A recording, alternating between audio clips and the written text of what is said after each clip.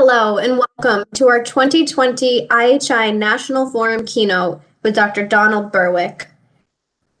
This keynote is supported by Vizient as a reflection of their commitment to improvement in healthcare.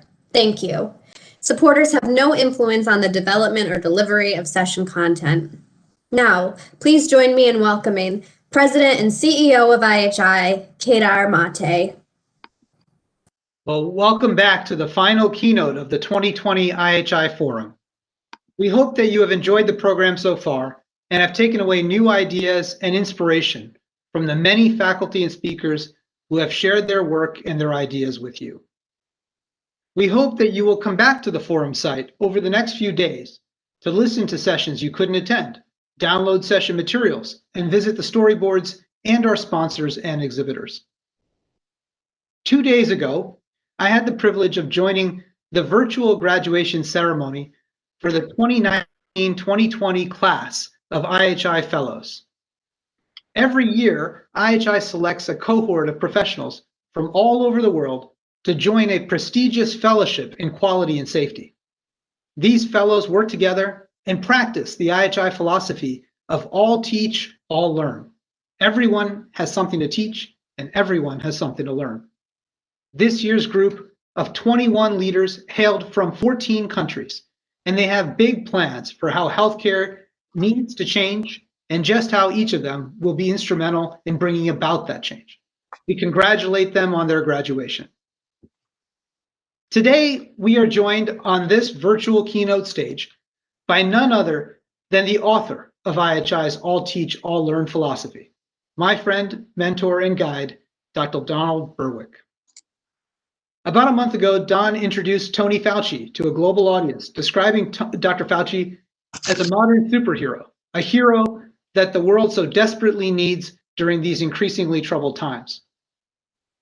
As I read Don's words about Dr. Fauci, I couldn't help but think that the text applied as much to the author, Don, as they did to Tony. For in times when we have collectively despaired about the state of health in this country and beyond, when we have sought moral clarity in the fog of uncertainty, and when we have needed a voice of reason and principle in the midst of relativism and confusion, we have so often turned to one voice to help us collectively navigate and get our bearings. That voice, the one you are about to hear, belongs to Dr. Donald Berwick. Don is, of course, a president emeritus and senior fellow at the Institute for Healthcare Improvement. Prior to this, Don served as the administrator for the Centers for Medicare and Medicaid Services under President Obama. And as a pediatrician, Don has served on the faculty of Harvard Medical School and the Harvard School of Public Health. Don has served on almost every distinguished healthcare panel and committee that there is in this nation and has received many awards for his service to the improvement of health and healthcare worldwide. Thank you for being here, and thanks for all you do to improve health and healthcare around the world every day. And thank you also to our sponsor, Vizient Incorporated, for their sponsorship of this keynote. It is now my great privilege to welcome to this virtual stage, Dr. Donald Berwick. Kedar, thank you so much. Thanks for your leadership of IHI, and a special shout out to the IHI team who've made this forum a magnificent event, despite all of the barriers that the pandemic is forcing us to face. It's more important than ever to be together, and it's a privilege to get to join you. On the morning of November 9th, 2016, Paula Green woke up in her hometown, Leverett, Massachusetts, to find that Donald Trump was the newly elected president of the United States. Paula is in the town of Leverett, which is deeply blue politically. 79% of the votes had gone for Hillary Clinton. Paula was shaken, and she wondered, how could this have happened in her country? 836 miles from Leverett, Massachusetts, is Letcher County, Kentucky, and there Gwen Johnson awoke to the same news that morning, but with very different emotions. Gwen wasn't in love with everything Trump represented, to say the least, but in a region of fourth-generation coal miners, proud of their heritage in an era of the closing of the mines, Gwen had seen Letcher County's economy take a nosedive. It was in shambles. Trump seemed to offer what they were looking for, something different. In Gwen's county, 79.8% of the people voted for Trump. We're going to hear more about Gwen and Paula later this afternoon. In fact, you're going to hear from them. They're here with me. They're both amazing leaders, but they are in a polarized country and they live at two poles. Some of you may know that in 2013, 2014, I made a foray into politics. I ran for the nomination for governor of Massachusetts. I didn't win, but in my 605 days of campaigning, I had some of the most inspirational experiences of my whole life. I visited about 185 of Massachusetts' 351 towns, many of them more than once. Remarkably, in all that time, I didn't hear much about polarities. People didn't talk about other people. They talked about their worries, the worries that they shared, the dreams that they shared. Will the fisheries in Gloucester survive? What could be done about the opioid epidemic raging in Fall River or in Wellesley? A Roxbury mother told me about rats on the floor and no heat in her son's elementary school. These people, they were asking to be noticed. They were asking to be remembered. They kept saying, don't forget us. That's what I heard from a group in rural Western Massachusetts. I heard it from Black ministers gathered in a Roxbury basement in Boston. I heard it from a depressed and very frightened transgender woman. A 20-year-old boy who had just gotten out of prison. I remember he said to me, please say my name on TV. Please say my name on TV. Rather than polarity, what I heard more commonly was what I experienced in the beautiful seaside town of Ipswich, Massachusetts, at a morning meeting. The meeting began with a testimonial to a local project. They've been unable to find the money in the school budget to make the playground in the Winthrop Elementary School fully accessible. The town had organized instead a weekend volunteer construction event. Local business people donated supplies, and on Saturday morning, 500 volunteers, 500 people showed up out of a town population of only 12,000 to build a playground. The work went on for 2 straight days under Klieg lights overnight, and on Sunday, the playground was done. I remember that Finn Hackett, he was a 4th grader at the elementary school. He gave a little speech of celebration. What Finn said was, I wish everybody was as lucky as I am to live in a place where so many people help. But overall, of course, neither the world nor our country feels very close to Finn Hackett's dream. Solidarity like that seems very hard to find nowadays. We see many more fractures than bridges, and the signs, they litter the front pages of every morning newspaper.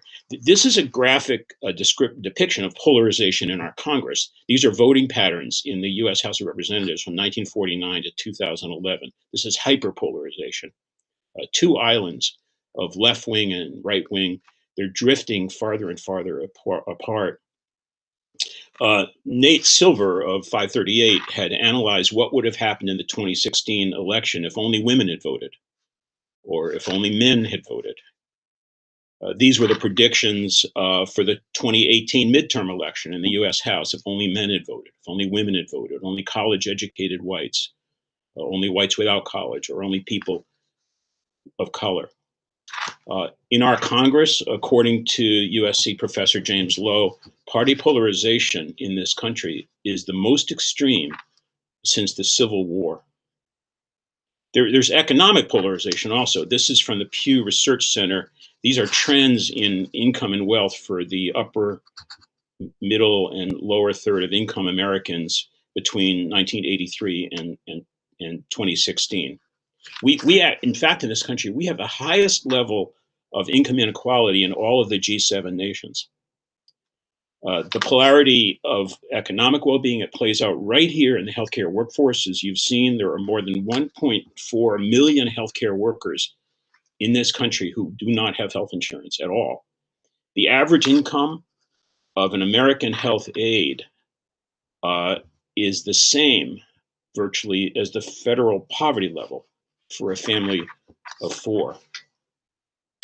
The economic and political polarization is very striking. Even more striking is the emotional polarization. Duke University has a polarization lab. It's headed by this guy, Professor Chris Bale. In a recent article in the journal Science, Bale and his colleagues explore the progressive emotional distancing in our country along political lines. These people distinguish between what they call ideological polarization. We disagree on issues, and affective polarization. We don't like each other. We even hate each other. And over 40 years, affective polarization has grown steadily, which is to say that bad feelings, even hatred toward people of the opposing party, is now stronger than affection toward people of the same party. We hate our political opponents more than we love our political allies. The Duke researchers think that this othering, this aversion, this moralization, they call it, is a fundamental threat to our social fabric, to our democracy. And of course, it's played out in the COVID pandemic, as even the wearing of masks and social distancing have become objects of political discord with horrific implications for the health of the public, making this dark time even darker. So what does this have to do with improvement? Because after all, improvement is the mission that unites us, not just in this forum, but in all of the work of IHI and many of you back in your organizations. It has a lot to do with improvement, and I want to explain. Not one single day passes without my thinking of Tom Nolan, my valued mentor. Tom died far too young, a year ago last March, and I miss him every day. Tom shaped more of IHI's intellectual foundation than any other single person in our history. Tom and his colleagues in Associates in Process Improvement wrote the best textbook of improvement science and practice that I know. It's the Improvement Guide, shown here. Appendix A in the Improvement Guide is a gold mine. It's a collection of very strong design ideas. They're change concepts from which anyone can draw as they construct tests of change. Appendix A in the Improvement Guide, all 51 pages of that book's second edition. I think it's the most valuable written resource for improvement that I've ever encountered. The second edition has 72 change concepts. Change concept number 1 is eliminate things that are not used. Change concept number 72 is manage uncertainty, not tasks. This line of design principles reminds me a little bit of the so-called Lojong teachings or Lojong slogans. They're mind training techniques from Tibetan Buddhism. There are 59 Lojong teachings. These are daily lessons that you can meditate upon, you can work with. In the version I have, Lojong number 1 is first train in the preliminaries, but my favorite is the last one, number 59. It's don't expect applause. Worth meditating on. Anyway, I asked Tom once what he thought was the most powerful of all the change concepts, and he didn't miss a beat. He immediately said cooperate.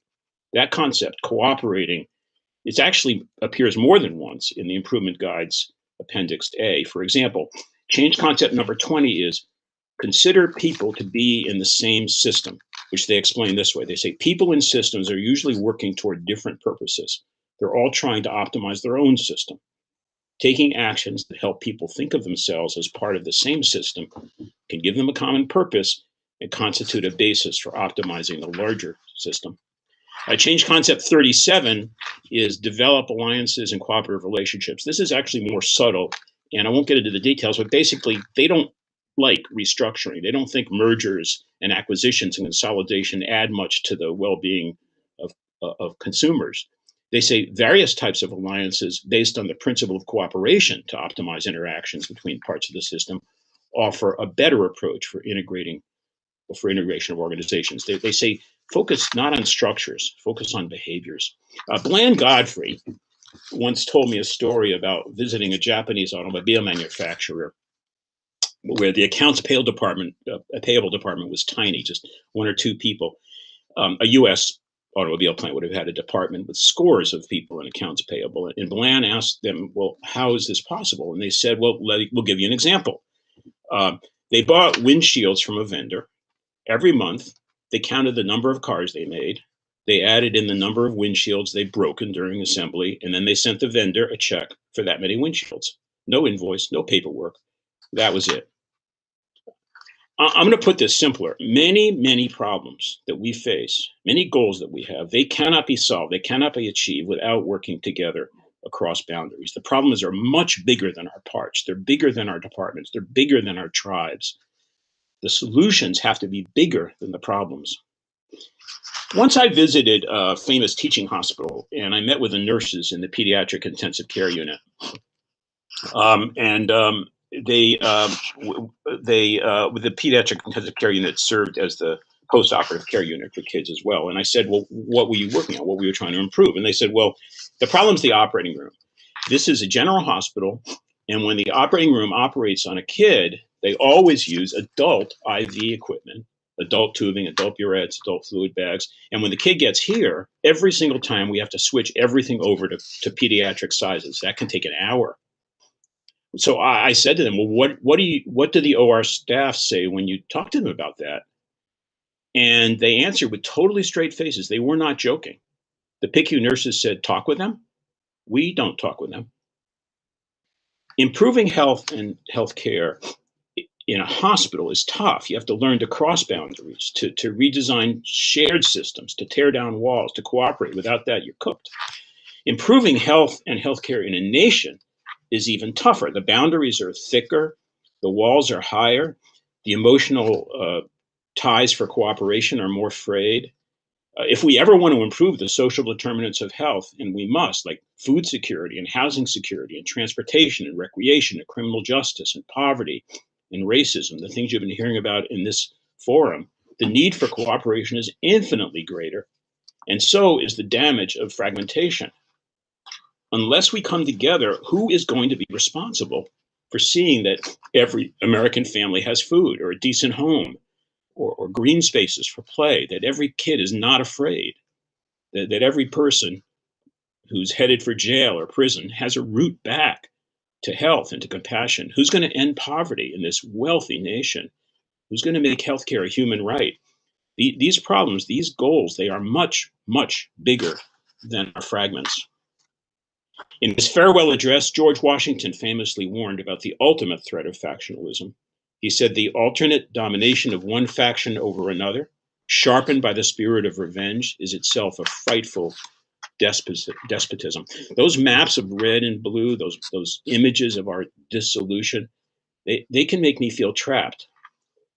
And if someone built a wall around my particular tribe, it's like they placed a wall on the wall, these signs that say "Stay home."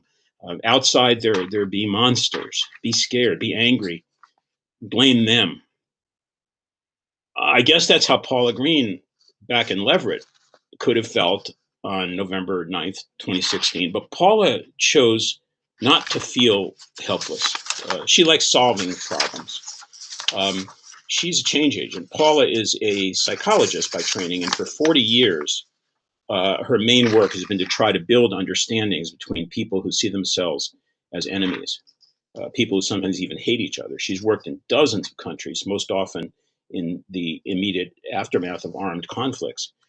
As professor at the School for International Training in Brattleboro, Vermont, Paula founded the CONTACT program there, Conflict Transformation Across Cultures, the CONTACT program, Conflict Transformation Across Cultures, and the Karuna Center for Peace Building, headquartered in Amherst, Massachusetts.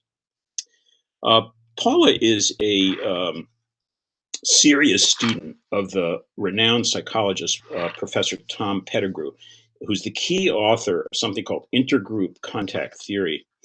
The central theory is simple. Contact between people reduces prejudice. No theory in social psychology has more consistent experimental support than intergroup contact theory. In over 500 experiments on social contact, 94% of the studies found a negative correlation between intergroup contact and prejudice. More contact, less prejudice. 58 countries have been studied, I think, and it's true in every single one of them. The more intense the contact, the more successful the outcome. And that opens a story I want you to hear. I want you to hear it from two of its authors themselves, Gwen Johnson and Paula Green. It's the story of Hands Across the Hills, and it's far better to hear it from them. So let me introduce Gwen Johnson and Paula Green. You'll turn your cameras on and your microphones on, please. I already said a few words about Paula. So Gwen, let's start with you. Welcome. I'm so glad you're joining us. Thank you. Could you just say a few words, just introduce yourself and your community to us, please? I'm sitting in kind of the community center in the kitchen of Black Sheep Bakery at a Hemp Hill Community Center. We're a social enterprise, and we are situated in a coal camp community that was built over 100 years ago to house miners and to produce coal for the Industrial Revolution. Say another word about Leverett. What's it like, Leverett County? What is it like for you? Me? Yeah. Oh, okay. Sorry. We were expecting, when we leave rural Kentucky, we think everything's a city. And so we were expecting Leverett, Massachusetts to be a city. And we rolled in about 10:30 at night to this quaint,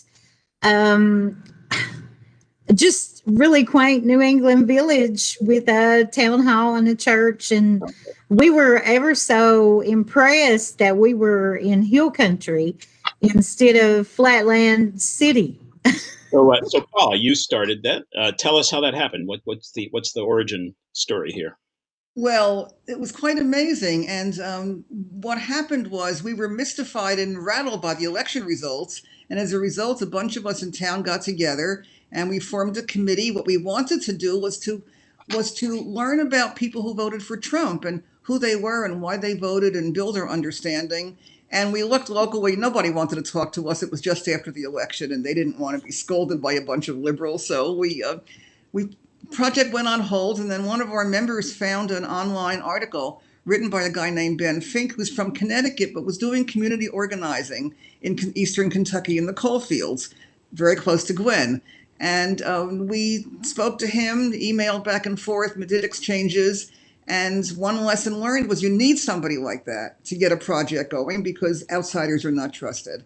So we got started with this project. And because I had been working overseas for decades, doing dialogue with all kinds of difficulties and working at SIT, bringing war people, war victims and survivors in, the group asked me to lead this up. So I began to figure out what to do. And there we were, getting launched. So that began Hands Across the Hills. So Gwen, what did you think when you got this outreach from Paula and her friends in Leverett, Massachusetts? Well, I was very suspicious. I thought that it was probably another Save the Dumb Hillbillies effort. And we've had decades of that. And we've also had decades of exploitation from media projects and news projects who come and show the worst of the worst and what we call poverty porn. And so we were a little bit apprehensive and just worried that it'd be more of the same. And so email was drafted and vetted among our group to make sure everything was agreeable, because we have people on both sides of the aisle on our group, which is the Letcher County Culture Hub, is what we call it. And so after the email was drafted and everyone agreed that it could be sent, we sent it to see what would happen. Tell us a bit more about Letcher County. So bring us there for a second. What's it like there? So I always say that there's an invisible divide between Hemp Hill and Neon, which is the nearest little town to us, and the county seat. The county seat is where the doctors and the lawyers and all those folks live. And the working class people live up on our end of the county, you know, and the children. I mean, I'm a child of a dirty coal miner is kind of the prevailing attitude. And so we had the silk stocking section, and I'm from the cotton stocking section back in the early days. So that's kind of still the prevailing attitudes. Paula, so you reached out to these people in Letcher. They were a little suspicious. What was your step? What were your goals, and how did you structure this? Well, we didn't know they were suspicious, of course. It was a big surprise to us. We learned a lot about that. But we knew we were very different. We live in a college town, a college area, and it's very different environments. So we had a lot of bridging to do with each other. My biggest goal was to get the right design to make it possible to have an environment where people would really be able to talk to each other. And we wanted people to stretch and broaden ourselves, and we wanted to have lasting and far-reaching impact. And we had to figure out a way that we could build the muscle to listen to people whose lives and perspectives were so different than our own. And so that we could see each other as full people, because the media was full of cardboard stereotypes, absolute lies. We committed ourselves, importantly, to absolutely not convince, cajole, criticize anybody for how they voted or who they are, which is the opposite of dialogue. And to avoid those temptations does require some discipline, which we built into the process. Part of the process was everybody on both sides, either from me or from Ben in Kentucky, had dialogue training in advance. So we came already with some understanding of what happens. And we decided on 3-day residential workshops, dialogues, because I know that time, longevity matters. We devised all sorts of cultural activities like art and music and dance and drama and potlucks to make sure that people were learning in other ways besides sitting in these formal dialogue circles. So you actually had the people from Kentucky came to Amherst to Leverett. They came and they stayed in our homes. And that was scary for everybody. But, there's so much intimacy hanging out at the kitchen table and drinking coffee in your bathrobe. And what we've seen is that some of those pairs of host and guest became the strongest pairs in the whole session. So Gwen, tell us from your point of view. You got in a car and you drove to Massachusetts? Yeah, we were in a van, and we had all this stuff piled in, and we'd taken some moonshine for gifts, and just tried to take the flavor of our area with us. But there was a lot of apprehension, and we didn't all agree on things within the van. And so, it was a long trip. We left at like 5 a.m. in the morning. We rode in there about 10:30 that night. When you got 11 people in a 15-passenger van with everybody's luggage and all that, it's a pretty hard trip, but we made it. And you stayed in the homes of your new acquaintances. Yes. Paula, and we'll watch this happen. Paula, the people from Letcher arrived in Leverett. What are some of the lessons you began to learn? What are some of the outcomes that you began to notice? Well, the whole thing was a huge responsibility. I did the design, and I worked out what to do on each of the 3 days and how to shape the questions and how to make it work. And when I got worried about this, which I did, of course, because the gulf between us was millions of miles, not just 1,000 miles, I remembered working in Bosnia or Rwanda or Israel and Palestine or any of dozens of other countries where the stakes were so much higher, the conflict so much more brutal and bloody, and yet these astonishing insights emerged for people. And it happened here too. And what happened for us was we remembered that a human being is larger than their vote. That sounds so simple, but it's really easy to forget. And we never get to love people. So Gwen, what's one memory you have from that encounter? So something that sticks in your mind as a kind of iconic of it. Well, as hard as we tried, sometimes we offended each other. And we developed this ouch and oops thing that we did. And so when I got really hurt, I said, ouch. I mean, at times I felt wounded. And that was even with all this care being taken, that we didn't offend each other. And then at times I would know I wounded someone the same way, and I would say, oops. And so in doing that, we began to be more aware of our words and of how we received what was being said to us, because neither side intended to wound. What was a wound? What was an example of a wound? An example of a wound was at one point I was talking about boom and bust in the coal fields and how it was tied to war many times, and how we would have a boom in war times because the coal was being used to melt the steel to make the implements of war. And I was talking about that, and Paula said, I'm paraphrasing because I can't remember exactly how she said it, but she said something to the effect, and she never intended this to be offensive, but I was wounded by this. She said that she would not want to live in a culture that hoped for war. And I said, oh, we didn't hope for war. We never hoped for war. It was just part of producing coal in a region. So that was probably the most wounded, but I was wounded by that. I don't even know if I ever shared with Paula that she wounded me. Paula, But what's your reaction to that, and how Well, that's not what I said, of course. That's what you remember that I said, but it's not what I said. And it was the one time that I sort of stepped out of my facilitation role, but I didn't say that. But you heard that, and so I apologize to you because you've been carrying that all these years, and we're close friends now, and I never knew it. So thank you. I'm over it. I'm totally over it. Yeah.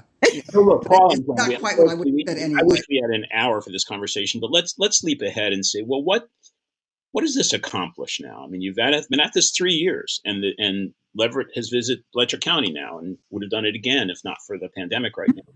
So for you, Gwen, what could come of this? What has come of this? What's meaningful to you about it?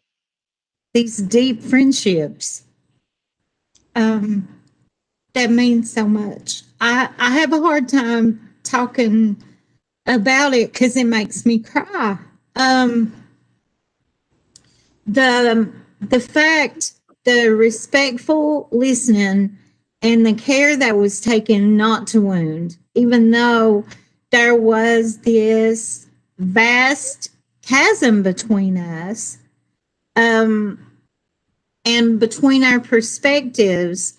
I just think the respect that has been shown by both sides has caused us to develop a deep love. And now when something happens in the coal fields, one of the first people that I contact is Paula, and I send it to her. And if something wonderful happens, I send it to her. If it's bad, I send it, and so there's this communication that has developed between us till my worldview has been greatly broadened by this collaboration. So for both of you, does this have implications for our nation? Are you able to think beyond the boundaries of your towns and cities and think about what this could mean for us? You asking me this time? Sure, you start, Paul, and then Gwen, I'd love to hear your thought. Well, one of the things that's happened, I'm an educator at heart, so this is also an educational endeavor for me. And one of the things that happened has been an enormous outpouring of publicity, way beyond the size and scope of this modest project. The Times and the Globe and NPR and the New Yorker and Europe and Asia, and a film made about us in Germany, and it keeps going. And it feels to me like it was a response to the hopelessness in our country. And this little project created a tremendous amount of hope for people here and abroad. And that's generating cycles of its own. So I think keeping hope alive and showing models of people very separated by votes, but very now connected on the interpersonal level, and realizing that we never get done learning how to love and expand our boundaries of care. That's just keep going. Paula, you're talking now to about 6,000 people, healthcare leaders from many countries, executives, doctors, boards. What's one piece of advice you would give them about how to build on this? What could they do? Well, I think dialogue is an incredible skill for shifting from silos that we all live in to broader collective vision in our institutions. And it's wonderful for the healthcare to contribute to, I think, smarter growth and wiser development because all the voices are in the room. We're trying to focus on inclusion. My hands are doing that. Nobody being left out. And it's also a wonderful tool for continuing a process because it keeps everyone on board, manages the resistance, and helps people not feel ignored or disempowered and therefore likely to sabotage anything you're trying to do. So if we really believe in sharing power and resources, we need to bring all the voices into the room. Thank you so much, Paula, for what you do. And Gwen, you get the last word. Talk about hope. What could happen here? I just think that we've got to start listening to each other. We've got to start listening to the other side of the argument and to know what causes the viewpoint. You know, we've got these climate change and we're sitting smack in the middle of coal country, but we don't have an aversion to science. We know about climate change. We know about carbon emissions. We know all that. But at the end of the day, if you can't feed and clothe the children, what is it that we're working for?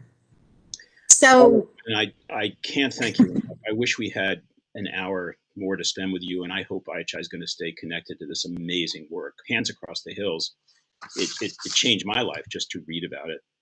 So thank you for your generosity. I wish we had more time. I'm going to close with a few comments, and I hope we're going to stay in touch. Thank you both. Thank you. I can only hope that you experience this the way I do, with just a sense of promise and possibility. I have to get back to the screen sharing here. I'm sorry.